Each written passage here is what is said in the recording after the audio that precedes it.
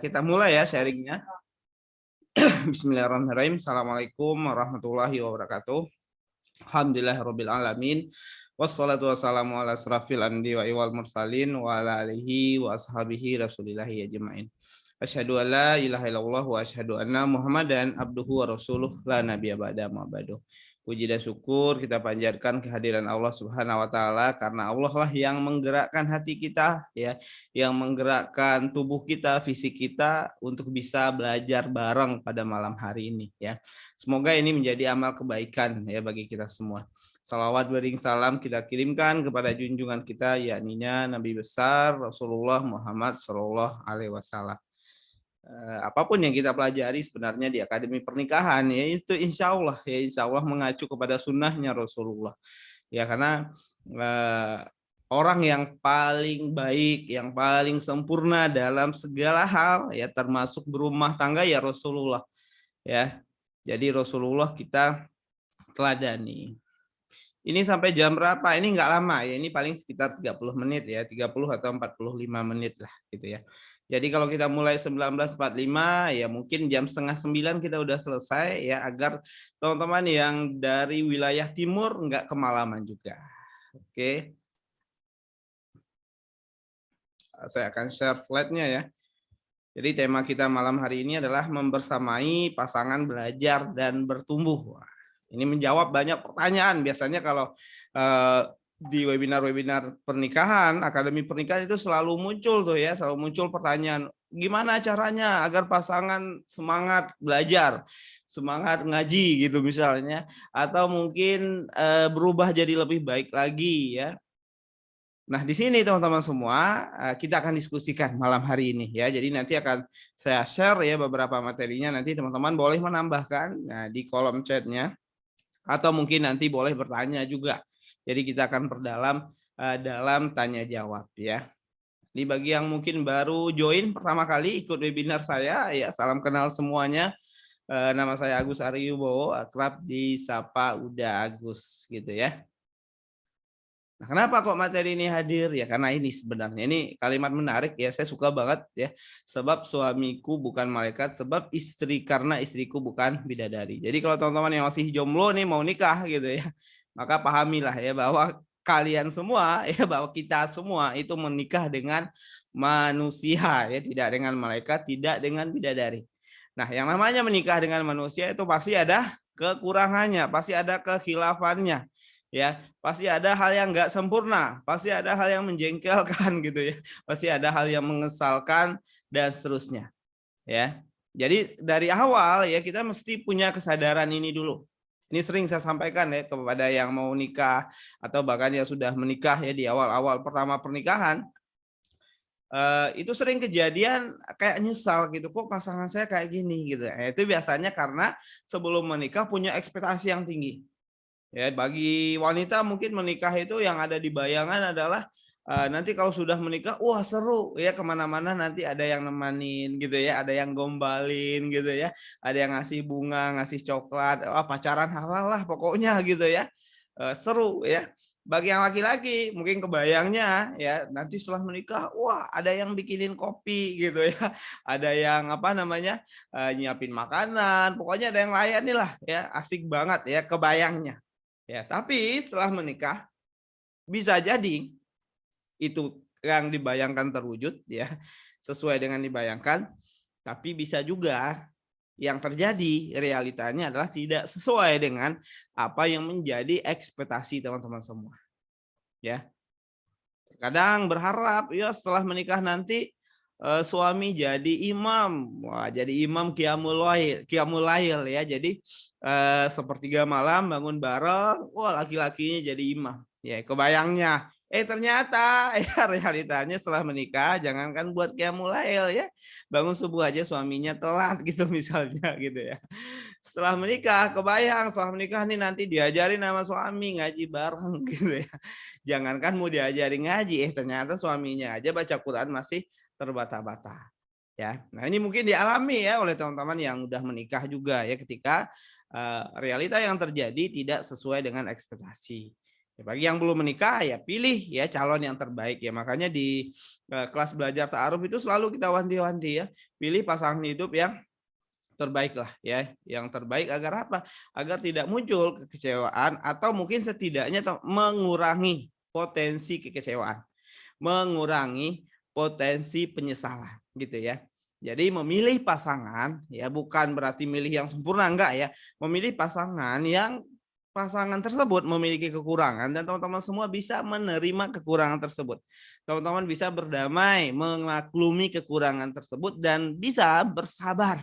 Ya, bersabar membersamai pasangan memperbaiki kekurangan. Ya karena lagi-lagi ya, cinta itu tidak menerima apa adanya ya, tapi cinta itu adalah selalu berusaha menjadi yang terbaik. Ya jadi kalau mau nikah itu kadang ada orang yang begini ya, saya mau nikah tapi terimalah diriku apa adanya. Ya, emang diriku begini gitu ya, terimalah apa adanya. Maka jangan mau gitu kan. Kalau dianya nggak mau ngasih nafkah, masa mau diterima apa adanya. Kalau dianya suka selingkuh, masa mau diterima apa adanya. Ya karena cinta bukan menerima apa adanya ya, mencari yang terbaik dan berikanlah yang terbaik. Nah, menikah adalah menapak perjalanan indah. Ya, jadi pernikahan itu adalah suatu hal yang indah, ibadah, sunnah Nabi, perintah dari Allah Subhanahu Wa Taala, tapi tidak selalu baik-baik saja. Ya, karena pernikahan itu memang sebuah apa ya, sesuatu ibadah yang memang Allah hadirkan untuk memenuhi hasrat atau keinginannya manusia, ya, atau memenuhi fitrahnya manusia atau nalurinya manusia. Naluri manusia untuk melakukan hubungan suami istri gitu ya, hubungan seksual. Karena dari sanalah munculnya hadirnya syariat pernikahan. Karena setiap manusia itu punya insting biologis ya, itu tertarik kepada lawan jenis dan ketertarikannya itulah tertarik secara syahwat ya, tertarik secara seksual gitu ya. Nah, untuk memenuhi apa namanya, untuk menjaga itu agar tetap berada dalam koridor ya, yang tertib dan rapi gitu kan, maka hadirlah syariat pernikahan. Zaman-zaman dulu ya orang-orang yang nggak tersentuh oleh Islam atau zaman sekarang masih banyak gitu ya. Ketika belum tersentuh oleh Islam misalnya, mereka melakukan hubungan suami istri itu ya bebas saja. Ya, mohon maaf gitu ya, mungkin ya nggak jauh beda lah gitu ya dengan apa namanya, dengan hewan gitu ya, nggak ada aturan gitu ya. Zaman jahiliyah misalnya gitu ya dan seterusnya. Ya jadilah pergaulan bebas dan seterusnya. Nah, untuk menjaga itu ya, karena ketika terjadi pergaulan bebas, zina di mana-mana, itu sangat banyak sekali mudaratnya. Mudaratnya seperti ya penyakit apa namanya, seperti penyakit seks menular misalnya ya, seperti apalagi anak-anak yang terlahir bingung ya entah siapa bapaknya dan sebagainya ya. Nah, untuk itulah hadir syariat pernikahan ya, untuk menjaga naluri manusia ini. Nah, naluri atau fitrahnya manusia, ketertarikan kepada lawan jenis ini, hikmahnya adalah agar manusia terus melanjutkan keturunannya. Jadi kalau nggak punya naluri itu, maka ya manusia di dunia ini bisa punah gitu ya. Nah, untuk itulah pernikahan. Jadi pernikahan itu adalah sesuatu hal yang indah, sesuatu hal yang baik, tapi juga sekaligus amanah ya. Nah, ketika di sana amanah, dia menjadi sebuah amanah, artinya apa? Artinya di sana seorang yang menikah itu perlu melakukan kewajiban-kewajibannya. Ada hal-hal yang menjadi tanggung jawabnya. Nah, terkadang hal-hal ini tidak selalu sesuai dengan keinginan manusia ya. Misalnya seorang laki-laki setelah menikah, ya indahnya boleh ya melakukan sesuatu hal yang sebelumnya haram jadi halal, jadi ibadah boleh. Itu indahnya. Tapi dia punya tanggung jawab baru, yaitu sebagai qawam, sebagai pemimpin ya bagi keluarganya. Pemimpin itu yang menjaga, melindungi, membersamai pasangannya. Ya termasuk juga di dalamnya mendidik, bersabar atas keburukannya dan seterusnya. Itu tanggung jawabnya. Ya, jadi sekaligus amanah. Nah, untuk menjalankan tanggung jawab inilah disinilah ujiannya. Ya, inilah yang pada akhirnya membuat pernikahan itu tidak selalu baik-baik saja. Termasuk juga tanggung jawab harus cari nafkah gitu ya. Berapa banyak ya pasangan yang pada akhirnya pisah atau cerai karena laki-lakinya malas ya, malas cari nafkah, atau ya pernah ya, saya pernah ketemu kasus ya. Ini lagi proses ta'aruf nih ya, 2 orang gitu ya, laki-laki dan perempuan. Nah, saya jadi perantaranya. Dan itu si laki-laki sampaikan ke perempuannya bahwa nanti setelah menikah kita patungan ya. Wah, patungan maksudnya untuk membiayai kehidupan rumah tangga. Kamu kan punya penghasilan, kamu yang nanti yang biayai kebutuhan sehari-hari. Beli makan ya, beli beras, beli lauk, beli gas, beli air, itu kamu tuh yang ngurus. Biar saya nanggung biaya kontrakan, ya, listrik dan sebagainya biar saya nanggung. Jadi kayak gitu. Artinya apa? Artinya nggak kuat ya seorang laki-laki untuk menanggung semua nafkah itu. Padahal dalam syariat Islam menikah itu bukan patungan gitu ya, tapi adalah semuanya tanggung jawab dari laki-laki. Ya termasuk bagi seorang wanita. Seorang wanita ketika sudah menikah maka dia taat ya dan patuh gitu ya kepada seorang laki-laki yang telah menjadi suaminya. Kalau saat masih sendiri dia kemana-mana bebas ya. Mungkin minta tahu izinnya ke orang tua, tapi ketika setelah menikah maka perlu minta izin kepada suaminya. Ya melakukan suatu hal dan seterusnya.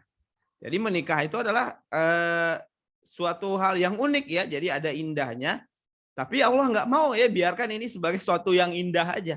Kalau indah semua jadinya mah pernikahan hiburan gitu ya. Nggak seru jadinya gitu ya. Tapi juga ada hal yang butuh perjuangannya. Jadi pernikahan itu indah tapi tidak selalu baik-baik saja. Disinilah ujiannya. Ujian bagi orang-orang ya, apakah orang tersebut berhasil mewujudkan pernikahan yang barokah atau yang tidak. Nah, barokah itu gimana? Barokah itu adalah selalu bertambah kebaikan apapun kondisinya. Ya, jadi kata Umar bin Khattab, barokah itu adalah ketika seseorang diberi nikmat dia bersyukur, ketika diuji dengan kesulitan maka dia bersabar. Nah, itulah barokah. Barokah dalam pernikahan adalah ketika bersyukur menapaki perjalanannya yang indah dan ketika bersabar ketika Allah uji dengan hal yang enggak baik-baik saja. Ya, misalnya ya ada konflik, masalah keuangan dan seterusnya. Jadi yang namanya pernikahan itu secara fitrahnya ya pasti ada masalahnya gitu ya. Nah, ketika ada masalah, ada kekurangan dari pasangan dan seterusnya, nah, gimana menyikapinya? Ya, ini di sini di surat Al-Baqarah ya ayat 187 artinya istri-istri adalah pakaian untuk kalian. Demikian pula kalian merupakan pakaian untuk mereka. Nah, kita belajar ya tentang pakaian. Pakaian apa sih fungsinya? Yang pertama ya ketika kita menikah dengan seseorang kita menjadi pakaian tuh pada orang tersebut. Pakaian yang pertama fungsinya apa? Menutupi aurat. Ya, menutupi aurat. Maka kita bagi pasangan kita adalah saling menutupi keburukan, saling menutupi hal memalukan dari pasangan kita.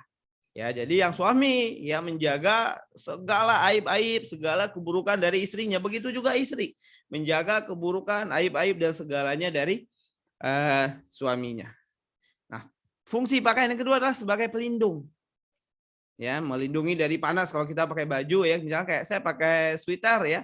Ini melindungi dari rasa dingin ya, menghangatkan. Atau kalau siang hari pakai baju agar kulit kita enggak kena cahaya matahari langsung ya, jadi gosong misalnya gitu ya. Jadi sebagai pelindung. Begitu juga dalam kehidupan rumah tangga.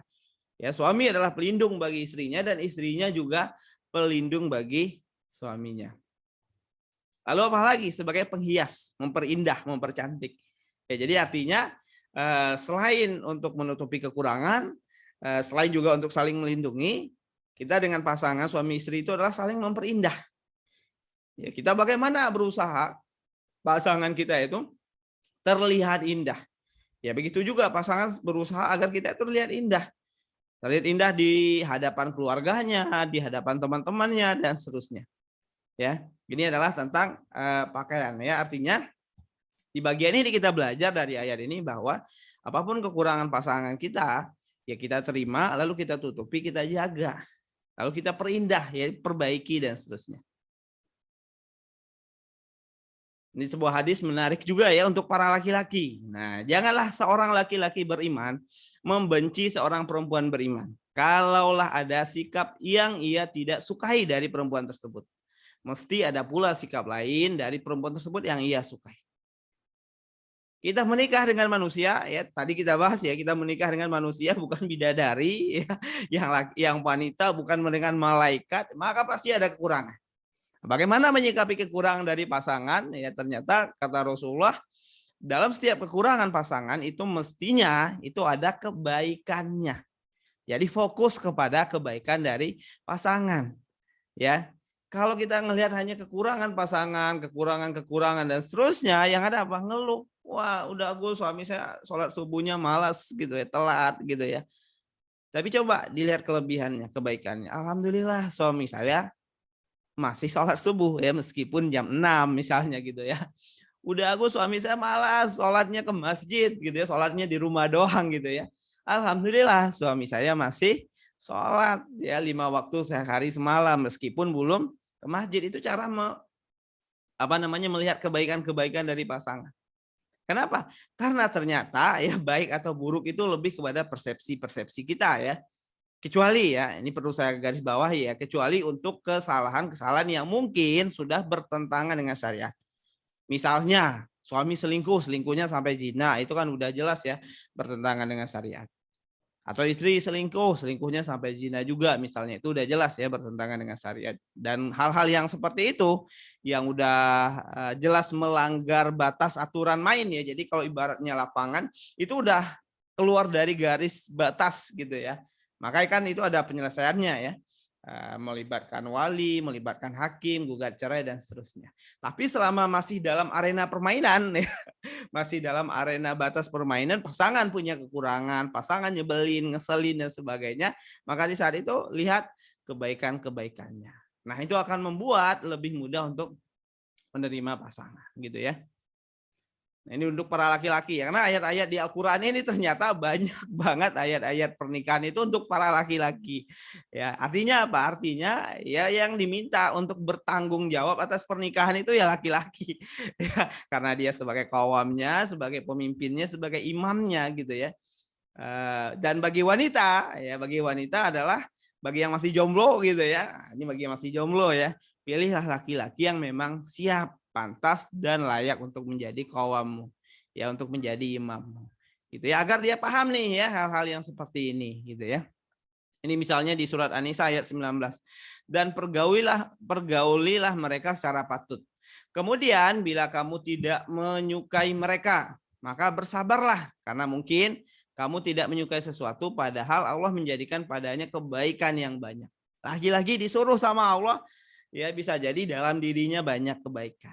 Ya, saya menyarankan ya buat teman-teman ya, ini sering ya saya sampaikan. Ya, beli satu buku ya kosong, tulis ya di covernya itu judulnya adalah Jurnal Kebaikan Suamiku. Nah, jadi kalau bagi para istri bikin ada satu buku khusus isinya adalah Jurnal Kebaikan Suamiku. Kalau yang laki-laki ya, saya nggak tahu nih laki-laki pada suka nggak nulis gitu ya. Beli satu buku, tulis juga ya Jurnal Kebaikan Istriku. Nah, itu nanti setiap hari teman-teman coba tulis. Ya, sebelum tidur misalnya. Tulis di sana, bismillah, alhamdulillah hari ini suamiku melakukan sholat 5 waktu. Alhamdulillah hari ini suamiku bantu ngangkat galon ya. Apapun kebaikan suamimu hari itu, catat tulis di sana.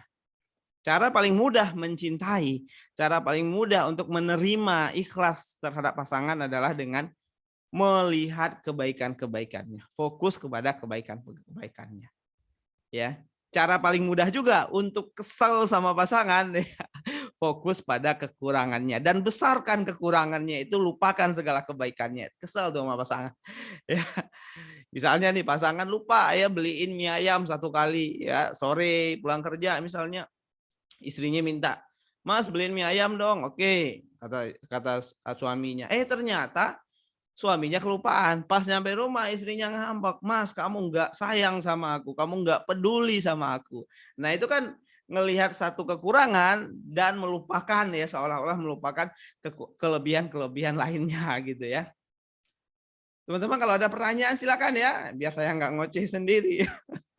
Silakan, kalau yang mau nanya boleh ya di fitur Q&A-nya ya. Silakan yang mau nanya di Q&A aja ya.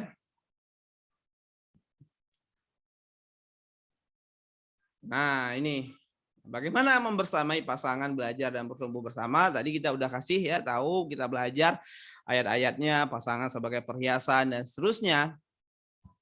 Nah, yang pertama adalah mulai dari ikhlas. Ikhlas apa? Ikhlas menerima pasangan hidupmu. Ini kalau yang untuk konseling ke saya ya, konseling pernikahan ini selalu saya tekankan. Ya. Sebelum kasih tips yang aneh-aneh gitu ya, ikhlas dulu, terima dulu. Ya, terima dulu pasangannya. Terima kalau orang itulah yang telah teman-teman pilih untuk jadi pasangan hidup. Ya, nggak ada. Ya, yang maksa teman-teman nikah itu nggak ada pernikahan yang terpaksa itu nggak ada. Meskipun nih dijodohin sama orang tua, kalau teman-teman iya kan berarti itu teman-teman ikut memutuskan. Orang tua nggak bisa maksain anaknya nikah. Ya, kecuali anaknya mau diikat gitu ya, dipaksa gitu buat ijab kabul. Itu pasti baru dipaksa. Ya. Kalau teman-teman nggak mau ya nikah ya meskipun orang tua seperti apapun gitu ya nyuruhnya dan sebagainya, tetap pernikahan itu nggak akan langsung. Ya, karena syaratnya menikah itu, akad nikah itu adalah ketika mempelai wanita dan mempelai laki-lakinya sama-sama oke. Ya, misalnya nih kepaksa, pas depan penghulunya udah datang, Bapak penghulu, saya nggak mau dinikahkan, bubar itu. Artinya apa? Artinya ketika teman-teman menikah dengan seseorang, maka di sana ada pilihan teman-teman. Ada tanggung jawab teman-teman yang sudah memutuskan menikahi orang tersebut. Ketika memutuskan menikah dengannya, ketika memutuskan memilihnya untuk jadi istri, memutuskan menerima pinangannya, lamarannya, ya maka semestinya memutuskan satu paket ya, menerima segala kebaikannya, termasuk juga dengan segala keburukannya, segala kekurangannya, termasuk juga dengan keluarganya gitu ya. Karena ada juga yang sama pasangannya sih suka, tapi sama keluarga pasangan nggak suka gitu ya. Ini mesti kita pahami. Jadi itu satu paket gitu ya. Nah, perasaan yang muncul kesal sama pasangan ketika pasangan nggak sesuai harapan, itulah karena perasaan itu belum menerima. Maka belajarlah untuk menerima, ikhlas.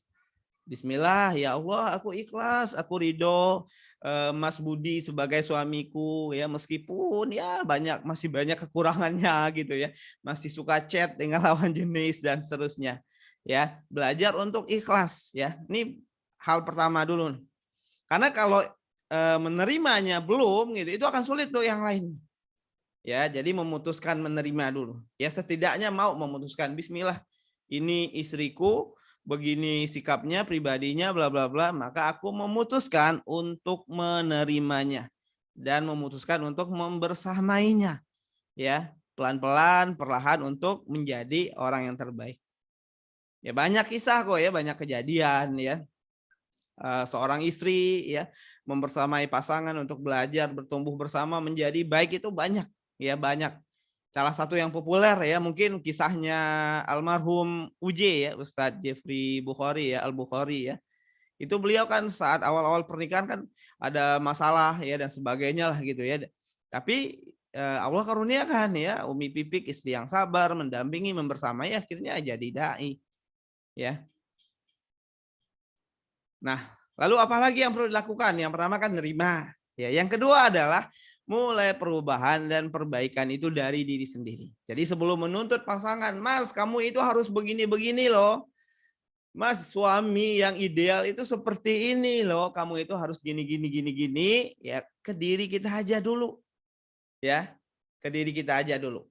Bagi yang laki-laki juga gitu. Ya, mulai perubahan, perbaikan diri dari diri sendiri. Teman-teman ikut ya kelas online ya, baca buku pernikahan, ikut e-course misalnya dan seterusnya gitu ya.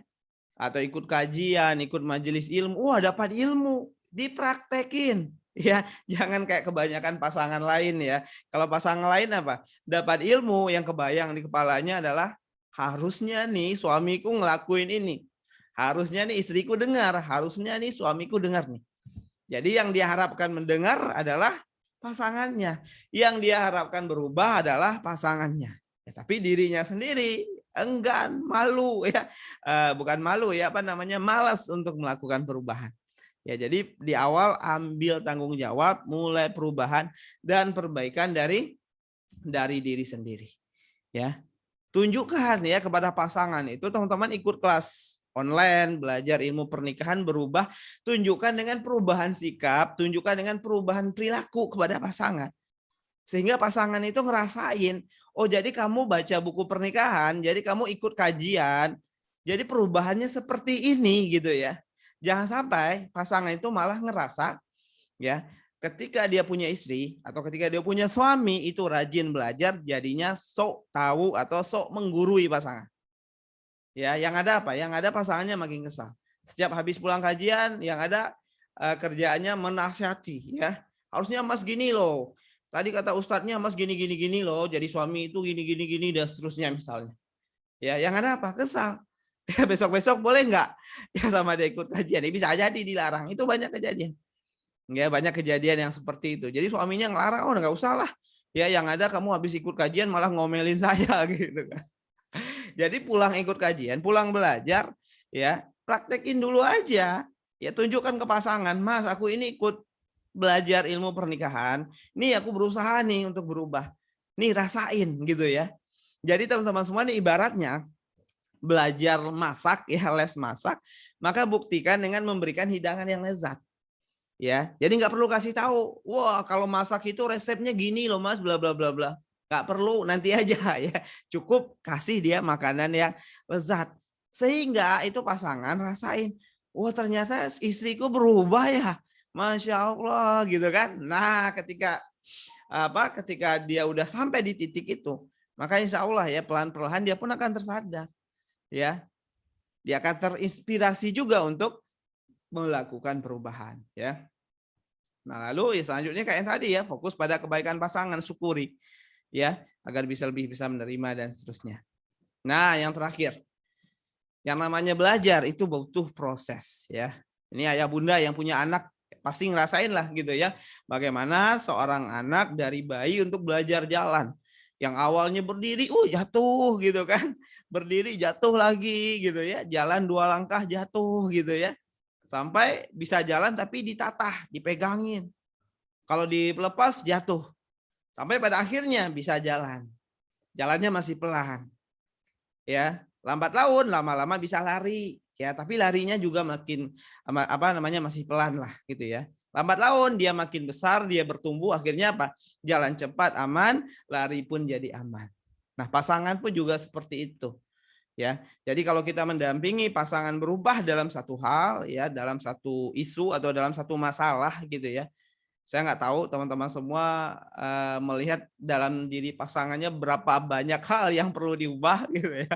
Nah, caranya adalah bersamai pasangan, kasih waktu, kasih ruang untuk belajar, ya. Jadi jangan kayak nanam toge, ya. Dibilangin sekarang berharap pasangan berubah besok. Itu kayak orang nanam toge ya, tanam hari ini besok tumbuh. Tapi besok itu juga dia jadi mati.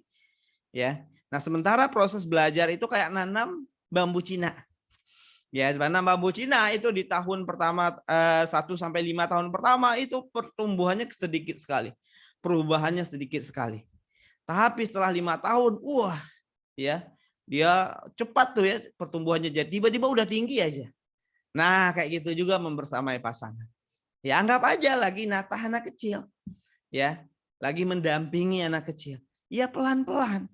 Gitu ya. Kenapa? Karena banyak hal mungkin yang perlu diubah dari diri pasangan itu sudah menjadi karakternya, sudah menjadi kebiasaannya. Dia udah melakukan itu puluhan tahun ya, cara marah misalnya. Teman-teman pengen ya pasangan berubah cara marahnya. Mungkin kalau selama ini dia marah itu maki-maki, bentak-bentak ya. Nah itu kebentuk kepribadian itu udah puluhan tahun dari dia kecil. Teman-teman berharap itu berubah dalam waktu celing gitu, ya nggak bisa gitu ya. Artinya apa? Artinya butuh proses, butuh kesabaran untuk mendampinginya bertumbuh, ya, untuk mendampinginya berubah, ya. Jadi nikmati proses dan perjalanannya. Oke, silakan yang mau nanya ya. Wah, ini udah mulai banyak nih pertanyaan ya. Cara mengatasi suami yang sangat cuek dan punya sifat temperamental. Kalau ditegur lebih sering marahnya. Ya, jadi kurangnya aja negurnya. Cari tahu apa yang dia suka. Jadi manusia itu unik ya. Setiap manusia itu pasti punya sesuatu hal yang bikin dia kesal. Tapi kabar baiknya, dia juga punya sesuatu hal yang bikin dia senang. Nah, coba cari tahu apa yang bikin dia senang ya. Kenapa kok ditegur dia marah? Nah, coba dievaluasi. Apakah cara negurnya yang kurang tepat, tidak sesuai dengan yang dia sukai, atau mungkin waktu negurnya yang kurang tepat gitu kan? Atau mungkin kebanyakan negur, ya mujinya jarang, ngasih apresiasinya jarang gitu ya. Jadi kalau ketemu sama pasangan itu kayak apa ya, kayak hakim ketemu apa, yang terdakwah gitu ya. Jadi adanya kesalahan mulu gitu ya, teguran dan seterusnya. Mungkin itu ya bisa diperbaiki Mbak ya. Assalamualaikum, udah kasih dong tips dong agar kakaknya saya menyukai saya. Kakaknya menyukai saya. Karena kakaknya kurang setuju dengan saya ya. Yang pertama adalah ketika mau menikah ya dengan seseorang gitu ya. Lalu kakaknya nggak setuju. Itu gimana pernikahannya ya? Boleh-boleh aja ya dilakukan gitu ya. Kalau misalnya si calonnya mau tetap melakukan. Ya karena kakak itu beda ya dengan orang tua. Jadi kalau orang tua memang utama ya ridho orang tua. Tapi kalau ridho kakak itu kecuali kalau dia jadi wali ya. Orang tuanya udah nggak ada, ini khusus wanita juga. Ya dia punya abang, abangnya nggak mengizinkan ya udah cari yang lain gitu ya. Nah gimana kalau misalnya kurang setuju ya. Kalau dia kurang setuju dan pernikahannya tetap berjalan, mungkin nanti setelah menikah gitu ya ditunjukkan ke dia sikap-sikap baik dan perilaku-perilaku baik yang pada akhirnya mengubah paradigmanya dia tentang Mbak atau Mas ya. Assalamualaikum, udah mau tanya. Insya Allah saya mau nikah tahun depan. Tapi rencana kita nggak tinggal bareng karena emang saya sendiri masih mau kerja dan kerjaan saya sama pasangan beda kota. Itu gimana caranya biar tetap saat sama suami nanti? Ya kalau mau taat sama suami, kalau mau jadi istri yang baik, ya istri yang seutuhnya, ya maka saya nggak tahu ya kondisi pekerjaan Mbak gimana. Maka kalau idealnya ya Mbak berhenti dari kerjaan Mbak, ikut suami, ya tanya kepada suami sanggup nggak buat menafkahi gitu ya. Jadi itu bisa dilakukan gitu ya. Karena bagaimanapun yang namanya LDR itu nggak ideal gitu ya, nggak ideal gitu ya. Maaf kalau kita sudah siap nikah, tapi kita sebagai perempuan disuruh nunggu dengan rentang waktu yang tak jelas. Apa sebaiknya harus dilakukan akhiri ya. Jadi jangan mau nunggu ngapain ya. Udah izin bertanya bagaimana sikap kita sebagai anak melihat orang tua yang bermasalah ya dengan hubungan suami istri mereka. Ya, dekatin salah satu yang mungkin dekat dengan Mbak, ajak ngobrol. Ya, jadi kalau misalnya Mbak lebih dekat dengan ayah, coba ya ngobrol dengan ayah, gali gitu ya. Jadi ngobrolnya bukan ngasih nasihat ya, tapi lebih kepada menggali kenapa kok ayah begitu gitu ya. Kenapa kok ibu seperti itu dengan ayah dan seterusnya. Karena kita nggak pernah tahu ya, bisa jadi ada hal-hal yang mungkin belum terungkap ya di antara mereka gitu ya. Ridho istri ada pada ridho suami kan udah. Terus gimana kalau sering bertengkar atau cekcok? Bahkan untuk duduk berdua aja enggan dan nggak mau. Jadi gimana ibadah, sholat, puasa, dan ibadah wajib lainnya?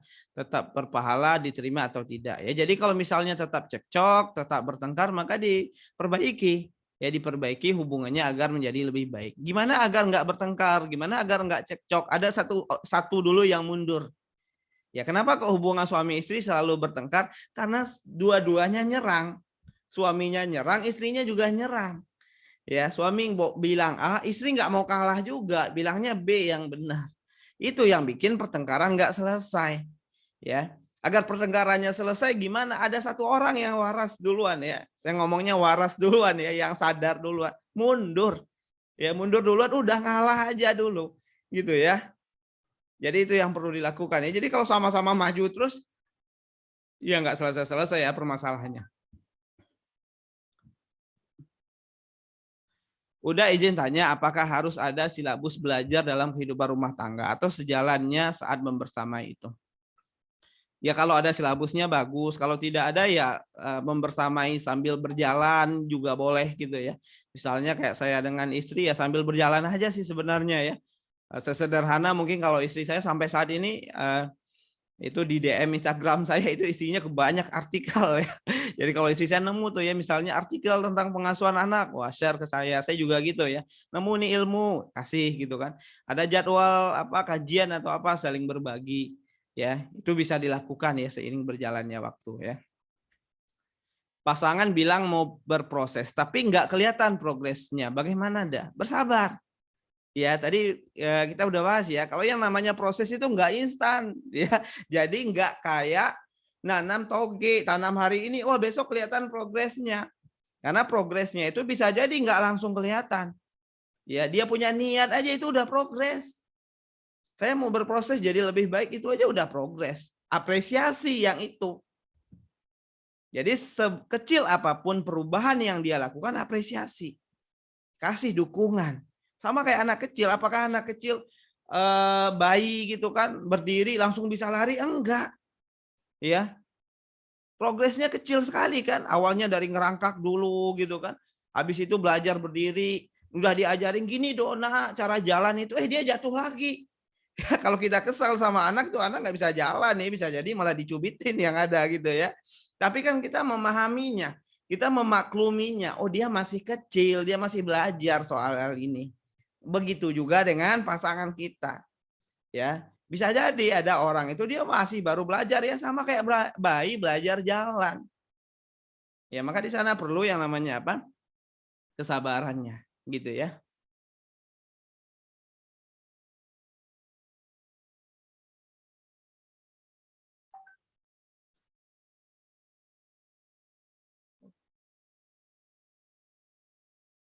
Cara mengatasi kesal ngambek kepada seorang cewek misalnya kalau sudah punya calon. Kalau masih calon ngapain kesal sama dia gitu ya. Karena statusnya masih calon ya. Kalau masih calon nggak perlu ngambek-ngambekan ya kan nggak pacaran gitu ya. Dalam ta'aruf mah nggak ada ngambek-ngambekan ya. Ngambek-ngambekan mah dalam orang yang pacaran itu ya. Izin bertanya udah bagaimana membersamai pasangan yang masih belajar dalam hal ngaji bisa tapi belum lancar gitu ya. Bagaimana membersamainya? Ya bisa mendukung misalnya, wah ikut kelas tahsin itu bisa dilakukan gitu ya. Atau mungkin kalau mbaknya udah lancar ya nanti bisa apa? Bisa dibikin kesepakatan ya. Misalnya habis maghrib kita belajar baca Quran bareng yuk gitu ya. Itu bisa juga dilakukan gitu ya. Bagaimana cara mengatasi ngambek kesal kepada cewek itu? Ini udah tadi ya. Cara mengatasi kekompakan pasangan dalam keluarga itu. Mengatasi kekompakan. Kalau udah kompak bagus ya nggak perlu diatasi gitu ya. Udah apakah sebelum menikah kita harus punya planning pas udah nikah kayak contoh kedepannya mau tinggal di mana dan lain-lain. Iya, itu dibicarakan dengan calon gitu ya. Apakah mau tinggal pisah? Kalau tinggal pisahnya di mana? Ya ngontraknya di mana? Gitu ya. Kosnya di mana dan seterusnya kalau misalnya nyewa rumah atau kalau beli rumah di mana belinya ya. Karena jangan kaget nanti kalau misalnya apa tiba-tiba setelah nikah ini ada kejadian gitu ya. Ini nggak dibahas sebelum nikah. Ya pas sudah nikah ternyata suaminya ini bawa istrinya tinggal bareng dengan keluarganya. Ya jadi bayangkan itu rumahnya kecil dan di rumah itu ada 3 keluarga. Ya ada 3 keluarga. Ini kayaknya apa dari peserta akademi pernikahan juga ya yang cerita ke saya.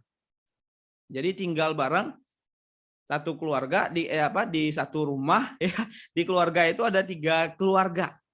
Ya jadi si laki-laki itu punya kakak di sana. Di rame ada ponakan dan seterusnya. Ya itu kalau nggak dibahas hal-hal yang seperti itu bisa saja mungkin terjadi. Ya kalau misalnya oke dan mau nerima ya nggak masalah. Ya tapi kan banyak orang nggak bisa menerima hal-hal tersebut. Nggak nyaman banget pasti. Ya bayangkan ya satu rumah ada tiga kepala keluarganya. Udah kalau sholat 5 waktu masih bolong-bolong, gimana cara ngomongnya ke calon suami? Kalau calon mah tinggalin aja ya. Jadi gini ya kalau dalam memilih calon pasangan hidup, kalau dia sholatnya masih bolong-bolong ya hindarin aja udah, putusin akhiri. Sholat itu tiangnya agama.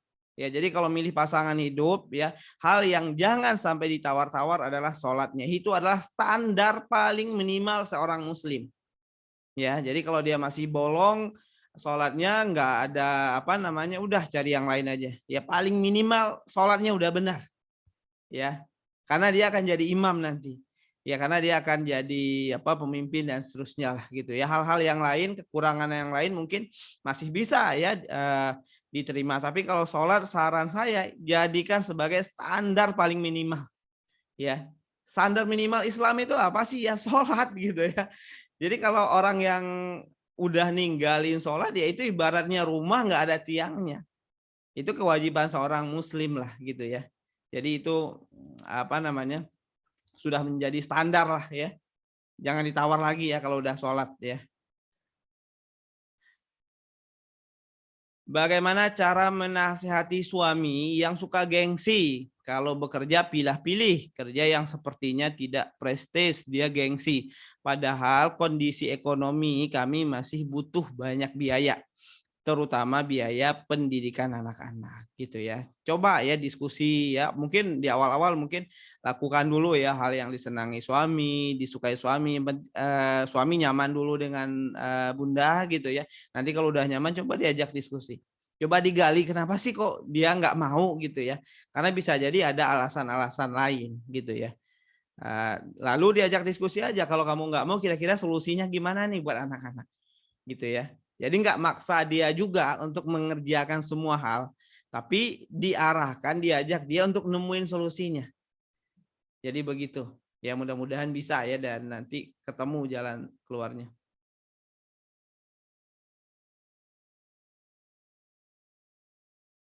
Udah bagaimana kalau calon kita yang kita pilih dan cocok dengan kita masih belum disetujui orang tua karena mapannya. Sedangkan orang tua belum bisa menerima pemikiran-pemikiran yang diajarkan agama. Ya kalau orang tua belum menyetujui, boleh tuh si calonnya temui orang tua, coba yakini orang tua. Kasih calon mbak itu waktu misalnya sebulan. Mas belum diterima nih sama orang tua saya. Tapi sebagai ikhtiar kita, silakan Mas coba deh ngobrol sama orang tua saya.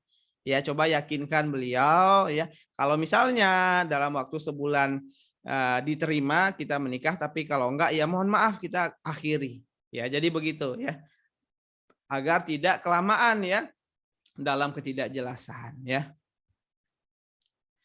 Udah saya nikah baru 2 bulan karena masih adaptasi, suami lebih memilih untuk menyendiri karena terbiasa hidup sendiri. Bahkan tidur pun sering menyendiri. Bagaimana cara membersamai suami agar kami jadi lebih sering menghabiskan waktu bersama gitu ya. Diajak diskusi ya pertama itu ya diajak diskusi, cari tahu ya kira-kira hal yang disukai suami gimana ya. Gali juga ya apa sih yang dirasakan suami ya. Apa sih yang diharapkannya, apa yang menjadi tujuannya, jadi impiannya dan seterusnya. Ya, oh tapi suaminya susah juga diajak ngobrol gimana? Udah coba mulai dari hal-hal yang disukai suami.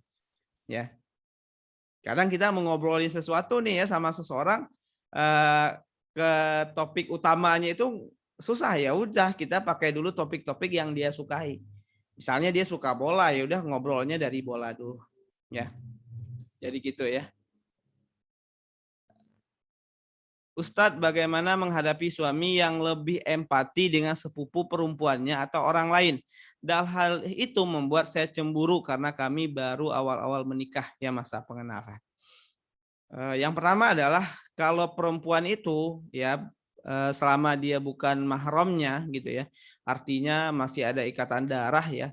Bukan selama dia masih mahram ya, nggak perlu cemburu sih sebenarnya ya, kecuali kalau itu udah bukan mahram ya. Kalau orangnya bukan mahram sepupu itu ya mungkin bisa diingatkan ya baik-baik untuk lebih menjaga dan membatasi diri ya dengan dengan sepupunya dan seterusnya. Nah, yang kedua adalah coba lakukan sesuatu hal yang mungkin membuat suami Mbak merasa dicintai, membuat suami Mbak nyaman gitu ya. Artinya adalah jadilah pribadi, jadilah istri yang lebih menarik ya. Mungkin lebih asik juga diajak ngobrol, mungkin lebih menarik untuk dibersamai dan seterusnya gitu ya. Dan pada akhirnya dia lebih fokus kepada istrinya gitu. Bagaimana cara menasehati laki-laki perokok padahal dia sudah pintar dalam beragama, cuma karena dia perokok saya ilfil, nggak usah dinasehatin ya. Kalau misalnya dia nggak ada hubungan apa-apa gitu ya dan ilfil ya nggak usah sama dia. Ya jadi sesederhana itu. Jadi kalau masih calon ya nggak perlu kita nasehatinnya ngapain gitu ya. Cari aja yang sesuai dengan harapan. Nggak mau nih sama yang perokok, ya udah jangan yang dengan yang itu. Assalamualaikum, permisi, udah. Saya mau nanya, bagaimana kalau kita ada di dalam pilihan yang sulit? Ketika calon pasangan yang kita pilih, yang cocok dengan kita agak sulit disetujui orang tua. Yang dimasalahkan yaitu mapannya, dan orang tua saya sulit sekali menerima pemikiran-pemikiran yang diajarkan sesuai agama Islam. Kira-kira gimana? Udah, mohon solusinya. Kalau orang tua nggak mau, nggak bisa nerima, berarti tinggal dicari laki-laki yang standar kemapanannya sesuai dengan harapan orang tua Mbak dan agamanya bagus. Ya, jadi ambil jalan tengahnya. Ada nggak laki-laki yang mapan dan agamanya bagus? Jawabannya banyak. Ya, jadi kita nggak perlu selama ini gini teman-teman semua. Tanpa disadari itu kadang kita berpikiran bahwa kalau laki-laki soleh itu nggak mapan. Ya, padahal laki-laki yang soleh dan mapan, ya mapan dalam artian standar orang tua Mbak, insya Allah juga banyak. Ya, itu kalau misalnya nggak bisa lagi dinego gitu ya. Jadi begitu.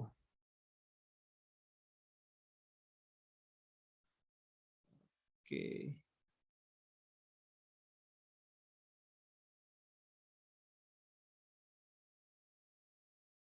Oh ya, sebelum lanjut saya nih mau ngumumin ini ya buat teman-teman ya. Mungkin ada yang belum daftar. Jadi hari Sabtu dan Minggu nanti, ya ini menarik nih ya, Sabtu dan Minggu nanti itu saya sama Ustadz Arif ada kelas ya, nama kelasnya adalah Bekal Berumah Tangga. Ya, jadi Sabtu Ahad tanggal 9 sampai tanggal 10 Oktober 2021.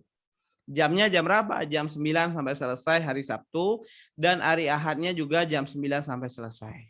Ya, jadi ini kelas intensif dan praktis ya, insya Allah.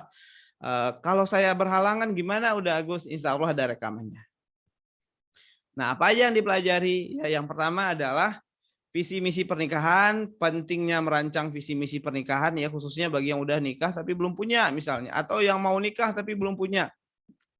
Udah ada calon belum punya, maka coba ya nanti belajar bareng gimana merancangnya.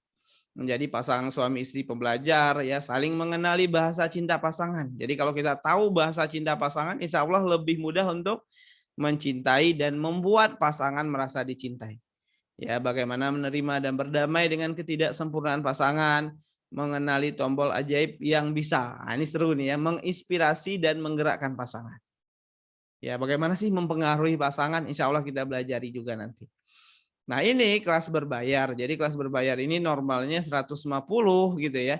Dan teman-teman yang mungkin ikut webinar hari Minggu kemarin, kalau yang udah daftar, nah itu ada 50.000 ya. Cuma sayangnya ini udah habis slotnya. Ya udah sold out gitu ya. Nah, sekarang tinggal sisa yang 75.000.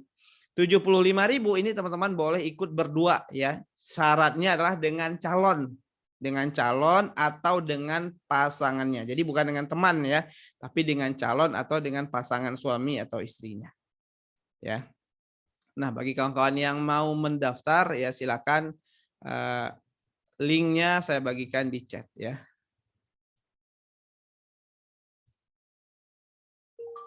Silakan cek linknya dan bisa langsung daftar ya. Aman kan ya? Karena khawatirnya nanti malah naik jadi 150.000 ya, Masya Allah ya. Jadi mumpung masih 75.000 berdua ya, jadi silakan diamankan segera. Ya. Oke, sekarang kita lanjut tanya jawabnya. Silakan bagi teman-teman yang mau nanya ya. Bagi yang mau undur diri karena udah kemalaman silakan juga ya. Kalau ada yang masih mau nunggu diskusi pertanyaan, insya Allah sekitar 15 menit lagi ya saya akan jawab pertanyaan ya. Udah, apa benar istilah puber kedua ketika kedua orang sudah menikah lama? Salah satunya kebanyakan laki-laki mengalami puber kedua dan itu sering dengar kejadiannya. Itu gimana udah menyikapi atau cara mengatasinya ya? Sama aja kayak jomblo ketika tertarik dengan lawan jenis gitu ya. Cara ngatasinya gimana? Menundukkan pandangan. Ya, menundukkan pandangan, menjaga interaksi dengan lawan jenis. Ya, anggaplah ya di usia 40 misalnya seorang laki-laki puber kedua. Insya Allah tidak akan jadi masalah kalau laki-laki itu ya dia menundukkan pandangannya, dia menjaga interaksinya. Dia nggak sembarangan chat dengan lawan jenis, dia nggak sembarangan ngobrol dengan lawan jenis kalau nggak penting misalnya, ya itu nggak akan jadi masalah. Akan jadi masalah ya, jangankan di puber kedua gitu ya. Tanpa di puber kedua pun akan menjadi masalah ketika seseorang tidak menjaga pergaulannya dengan lawan jenis. Ya. Jadi setelah menikah itu penting banget untuk apa? Menundukkan pandangan. Menundukkan pandangan, membatasi interaksi dengan lawan jenis, baik yang wanita maupun pria. Baik yang wanita maupun yang laki-laki gitu ya, karena potensi selingkuh itu nggak hanya laki-laki ya, mungkin selama ini stigmanya kalau yang selingkuh itu laki-laki ya, padahal selingkuh wanita juga banyak gitu ya, wanita yang mungkin nggak didengarin sama suaminya di rumah gitu ya, suaminya marah-marah nggak jelas misalnya gitu, tiba-tiba rekan kerjanya baik gitu ya, perhatian dan seterusnya, akhirnya apa, baper dengan rekan kerja, itu banyak terjadi. Ya, jadi caranya adalah bentengi diri kita, batasi diri kita dari interaksi dengan lawan jenis, gitu ya. Cara buat mengatasi ego dan keras kepalanya udah, karena keras kepalanya susah diluluhkan. Ya, doain. Ya, yang pertama adalah dari mindset Mbak dulu ya, bahwa suami saya ini ya sekeras apapun kepalanya gitu ya, insya Allah ada kebaikan dalam dirinya. Jadi dari kita dulu tuh prasangka kita. Karena apa yang kita prasangkakan juga berpengaruh. Ya, kalau dalam diri kita nih udah pesimis sama pasangan, pasangan saya mah udah susah berubah, susah dia berubah beneran. Ya, kenapa? Karena yang muncul itu kekurangan-kekurangannya aja. Tapi kalau dalam diri itu masih ada prasangka baik pada pasangan, insya Allah pasangan saya seburuk apapun, insya Allah bisa berubah. Ya, pada akhirnya apa? Pada akhirnya insya Allah kan muncul kebaikan, akan lebih mudah untuk melihat kebaikan-kebaikan. Oke, suami Mbak keras kepala, coba dicatat 10 kebaikan suaminya. Ya, insya Allah gitu ya, insya Allah lebih luluh ya, karena bisa jadi bukan suaminya yang keras kepala, tapi bisa jadi ego kita juga yang mungkin terlalu keras melihat pasangan kita, gitu ya. Jadi begitu. Jadi hati kita dulu diluluhkan untuk apa? Untuk menerima pasangan. Udah bagaimana menghadapi suami yang gadgetan all day long. Jadi kalau mau diajak bicara pun susah. Coba cari ya sesuatu yang disukai suami. Jadilah sesuatu hal yang lebih menarik dibanding gadgetnya. Ya, jadi ketika udah menikah itu kan kita punya pesaing ya. Pesaing kita itu adalah gadget gitu misalnya ya, bagi yang mau menikah gitu ya, atau yang sudah menikah itu kan pesaingnya gadget, ada yang namanya game dan seterusnya. Nah, sekarang belajar gitu ya. Cari tahu gitu ya, di gadget itu ngapain sih suami, apakah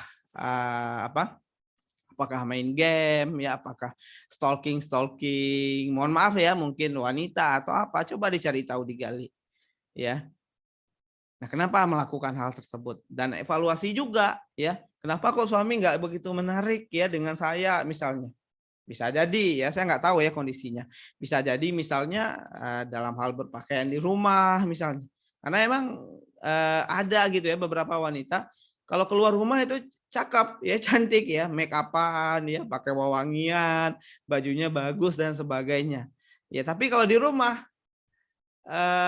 biasa aja gitu ya, dasteran, bau bawang ya, bau dapur gitu ya. Jadi ya pasangan malas ngelirik. Ya coba hadir ya jadi wanita ya. Kalau di depan suami kan udah halal ya. Jadi jadilah wanita yang menggoda bagi suami. Jadilah wanita yang menarik bagi suami, yang mengalihkan dunia suami. Gitu ya. Jadi kan dunia suami awalnya di gadget nih. Nah, tiba-tiba nongol istrinya ya, pakai pakaian yang cakep, cantik dan seterusnya. Insya Allah gitu ya, akan mengalihkan dunianya gitu ya. Udah, apakah suami istri boleh tidur terpisah walaupun hubungannya baik-baik saja? Misalnya alasannya adalah gangguan tidur, mudah terbangun. Boleh-boleh saja ya, asal ada kesepakatan ya, sama-sama tahu gitu ya. Saya juga punya kenalan gitu dan tidur terpisah juga. Jadi salah satu dari pasangan suami istri ini kalau tidur bunyi ya, ngorok. Nah, kalau misalnya pasangannya ngorok, dianya nggak bisa tidur tuh. Ya. Nah, akhirnya mereka buat kesepakatan tidurnya terpisah. Jadi ada 2 kamar khusus gitu ya. Tapi hubungan suami istrinya baik-baik ya, misalnya melakukan hubungan badannya masih rutin, lancar dan seterusnya. Gitu ya. Jadi tidak pisahnya itu bukan karena saling kesal gitu ya, tapi karena memang ada kebutuhan khusus gitu ya.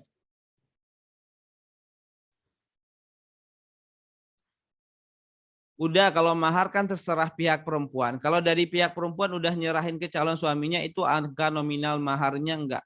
Terserah perempuan artinya bukan nyerahin ke suami. Ya, terserah perempuan itu artinya seorang perempuan menetapkan maharnya. Ya, jadi jangan bilang terserah lagi sama suami. Mas, maharnya terserah kamu aja, enggak. Ya, tapi adalah bagaimana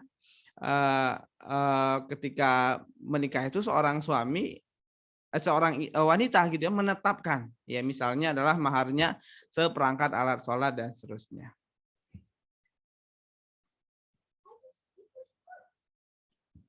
Bagaimana cara supaya bisa mengimbangi suami dari semua sisi? Saya minder ketika harus bergaul dengan teman-teman suami, apalagi sepertinya suami juga malu beristrikan saya. Saya merasa insecure dengan diri sendiri dari semua sisi ya. PR pertama menurut saya sih Mbak, mulai ya untuk menerima ya, untuk mencintai diri sendiri. Ya lalu terlepas ya suami, kita lupakan dulu sejenak ya tentang suami Mbak yang malu dan seterusnya, itu kan masih opini ya, jadi belum fakta gitu ya. Karena bisa jadi nggak malu gitu ya. Itu dulu yang pertama, poin pertama. Ya, jadi terlepas itu suami mau suka atau mau cinta sama istrinya, tapi yang mulai dari diri sendiri ya. Perlu untuk apa? Untuk menerima, mencintai diri kita sendiri dulu. Karena kalau misalnya kita berharap orang lain ya, ini mungkin kita bicara paling ekstrim gitu ya. Ya pasangan hidup itu bisa aja ninggalin istrinya, bisa aja pergi gitu kan. Berapa banyak kasus terjadi gitu ya. Tapi ketika kita menggantungkan ya diri bahwa wah saya harus disayang nih sama suami misalnya gitu ya. Ya kalau dia pergi misalnya diri kita jadi apa? Diri istri itu ya bisa jadi down, bisa jadi hancur, depresi dan seterusnya. Ya, jadi yang pertama kali PR pertama adalah mulai dari menerima dulu. Ya, jadi terlepas nih suaminya mau suka apa enggak, yang penting ya diri sendiri dulu, kita sayang sama diri sendiri, kita menerima diri sendiri, mulailah merawat diri sendiri. Ya. Nah, ketika udah mulai merawat diri sendiri, coba temukan ya kelebihan-kelebihan Mbak, dan pada akhirnya itu ditunjukkan kepada pasangan. Ya, jadi ada kisah menarik ya. Ini novel memang ya, tapi pembelajarannya bagus ya. Ya, novel ditulis oleh Kang Abik ya. Judulnya adalah Pudarnya Pesona Cleopatra. Ya, itu adalah seorang laki-laki ya yang dia menikah dengan seorang wanita, lalu dia kecewa ya dengan pernikahannya. Dia nggak nerima lah istrinya ini. Ya kenapa? Karena nggak seperti yang dia bayangkan, gitu kan? Karena yang dibayangkannya itu istri idamannya itulah Cleopatra lah gitu ya. Cleopatra itu kan wanita atau gadis cantik Mesir lah gitu ya. Nah, ketika dalam menjalani pernikahan dia cuek tuh sama istrinya. Tapi istrinya ini selalu berbuat baik terus, selalu melakukan kebaikan-kebaikan terus, sampai di satu titik si laki-lakinya sadar. Ya, saya lupa akhirnya endingnya, tapi kayaknya menyedihkan ya, karena ketika dia sadar tuh wanitanya meninggal atau gimana gitu ya. Itu salah satu pembelajaran berharga sebenarnya gitu ya. Artinya apa? Pembelajaran berharga buat para laki-laki adalah tidak semua ya wanita yang diangan-angankan gitu ya akan menjadi kenyataan ya. Makanya perlu untuk menerima siapapun yang sudah jadi istri. Itu pembelajaran untuk para laki-laki.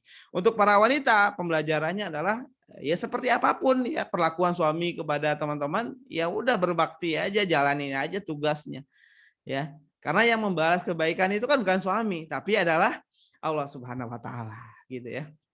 Nah, itu perlu dilakukan ya. Memang berat ya, tapi insya Allah ketika pelan-pelan berdoa kepada Allah akan dimudahkan ya. Wah, masih banyak ya pertanyaannya teman-teman ya. Saya mohon maaf ya kalau misalnya belum terjawab semua ya. Saya jawab pertanyaan yang terakhir ya. Bagaimana cara mencari keputusan yang terbaik untuk memilih pendidikan anak usia dini ke sekolah Islam atau pesantren atau memilih sekolah swasta? Lebih besar 70% ilmu akademik jika pilihan sekolah suami atau istri berbeda. Yang pertama adalah coba miliki dulu dasar konsep pendidikan atau pengasuhan anak. Ya, jadi kalau misalnya anak usia dini, ya saran saya jangan pesantren. Ya, saya nggak tahu ya yang diperdebatkan itu apa. Tapi saran saya ketika anak usia SD, ya itu jangan pesantren dulu. Ya. Kenapa? Karena di usia SD itu di usia 6 sampai SD berapa 13 tahun ya, itu dia belum balik, dia masih anak-anak. Dia masih belum bisa membedakan mana yang baik, mana yang benar gitu kan. Dia masih perlu untuk dibimbing. Masih butuh kasih sayang, masih butuh untuk didampingi. Ya, jadi kalau misalnya dia masih di bawah usia 13 tahun udah di sekolah sekolah apa aja sih nggak masalah sebenarnya kalau SD ya. Karena kalau SD itu kan pelajarannya basic ya sebenarnya ya. Hitung-hitungan, akidah, tauhid dan sebagainya. Tapi saran saya sih jangan pesantren dulu gitu ya. Karena kan banyak ya kejadian-kejadian di pesantren yang mungkin nggak semua sih ya, nggak semua pesantren, tapi ada hal-hal yang nggak enak gitu ya. Seperti bullying gitu ya. Karena dia belum tahu, anak-anak lain juga belum tahu mana yang benar ya, mana yang salah dan sebagainya. Dia belum tahu lah nilai-nilai kehidupan, belum tahu juga tentang membela diri gimana, ya pelecehan seksual dan seterusnya. Ya, jadi sebaiknya saran saya sih pilih sekolahnya yang pulang pergi aja. Ya, jadi tidak menginapkan ke pesantren. Ya, itu mungkin jadi ini ya masukan dari saya gitu ya. Silakan nanti bisa jadi bahan diskusi lagi gitu ya.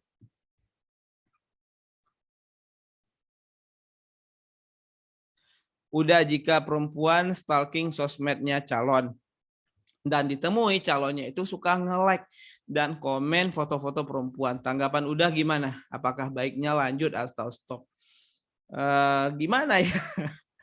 lanjut atau stop ya. Lihat ya keseluruhannya apa sih, gimana sih mereka sebenarnya gitu ya. Jadi lihat juga akhlak si laki-laki ini, agamanya, kepribadiannya dan seterusnya. Dan mungkin bisa ditanyakan juga ya, atau mungkin diingatkan itu juga bisa gitu ya, disampaikan ya. Karena kalau saya nggak tahu ya komennya seperti apa dan bagaimana gitu ya. Kalau dia saling komentar sebagai teman mungkin gitu ya, nggak terlalu berlebihan, ya mungkin itu hal yang masih bisa dimaafkan gitu ya. Tapi kalau udah intens ya kayak orang punya kayak teman spesial lah gitu, itu mungkin perlu digali atau ditanyakan lagi.